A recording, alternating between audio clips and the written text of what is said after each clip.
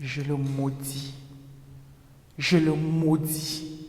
Je le maudis. Je maudis mon corps, mon sexe et tous les hommes que j'ai connus. Je maudis le mariage et le divorce. Je maudis le corps de la femme. Je maudis la maternité. Le plaisir qu'on prend à faire l'amour. Je maudis l'amour.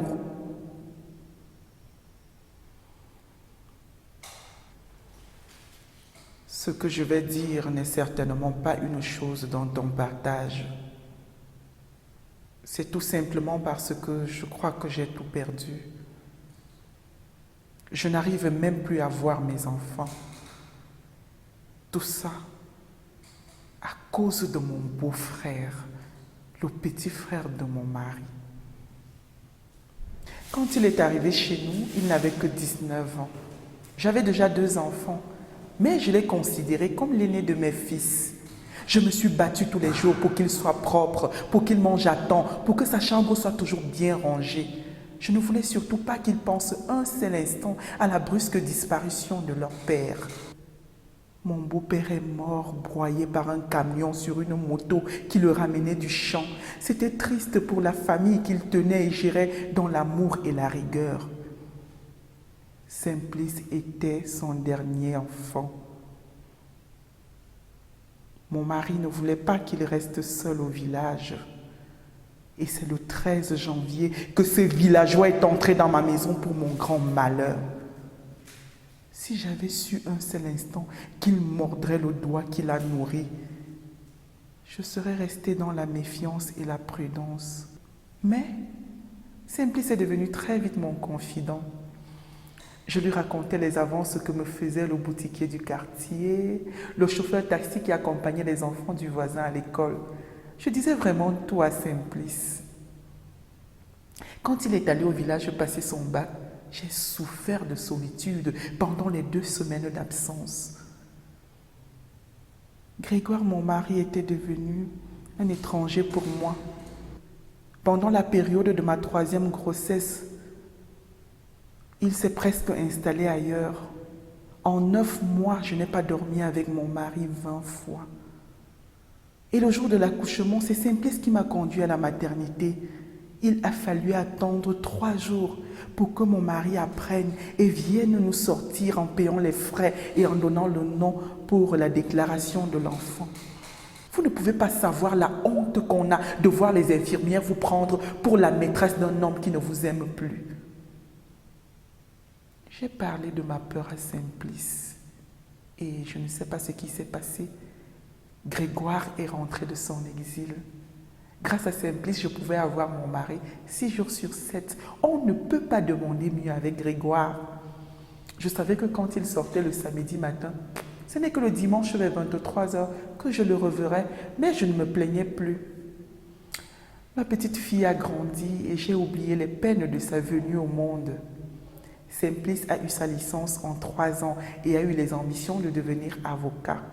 Il y avait de l'harmonie dans la maison entre le beau-frère et les 3 enfants. J'étais bien heureuse.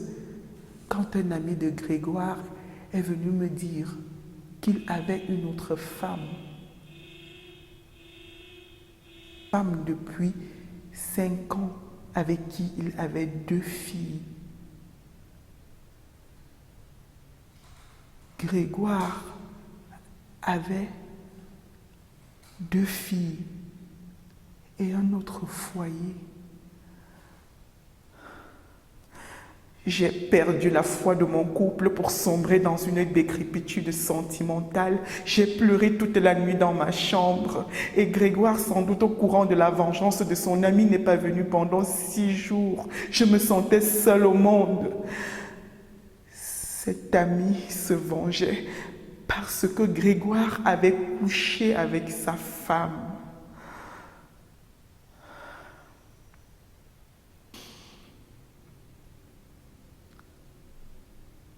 Une nuit, je ne sais plus quand exactement, Simplice est entré dans ma chambre pour me prêter son épaule. Il voulait que j'arrête de me verser dans le fleuve de la tristesse. Petit à petit, Sa bouche est descendue sur mon sein. Tout est devenu froid un moment, froid et brûlant à la fois. Mon beau-frère a étanché sa soif de ma peine. Je ne sais pas comment c'est arrivé. Je ne sais pas si j'étais consentante ou pas. Mais je sais que j'ai connu le plaisir. Un plaisir qui apaise l'oubli.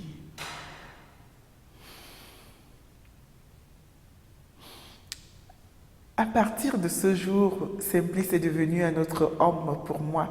Il me lisait à haute voix ses cours de droit et nous partagions nos envies dans des évasions au pays des merveilles. Il a eu une bourse d'études pour aller à Londres. Une bourse qui a sonné dans mon cœur comme une rupture.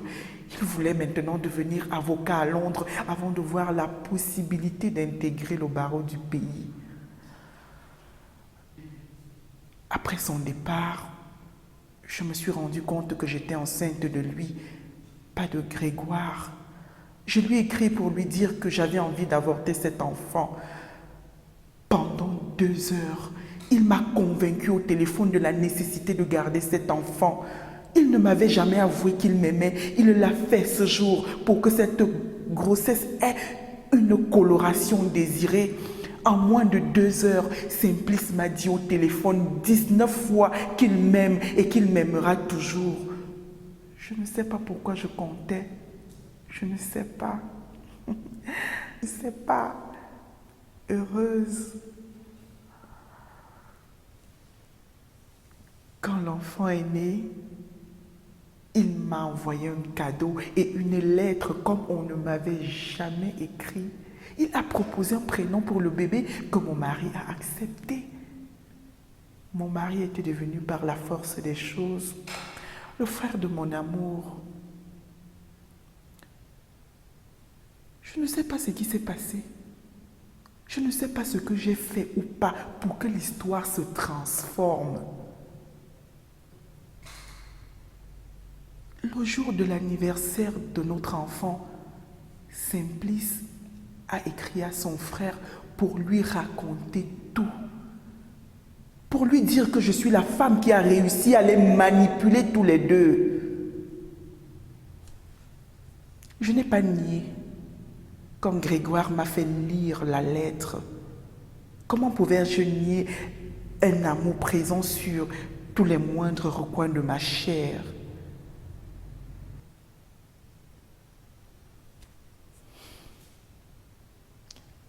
Grégoire a demandé le divorce et a eu la garde de tous les enfants. Et moi, je n'ai plus de nouvelles de Simplice.